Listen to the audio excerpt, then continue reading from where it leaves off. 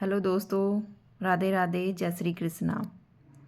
दोस्तों, अर्जुन ने भगवान से एक बात कही थी महाभारत में।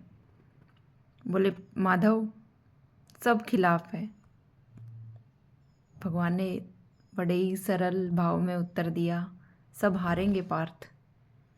तो दोस्तों, मैं आपसे एक ही बात कहना चाह रही हूँ कि आप अपना जो अभिमान है, जो घमंड है, उसे त्याग के प्यार, प्रेम, बस यही सीखिए।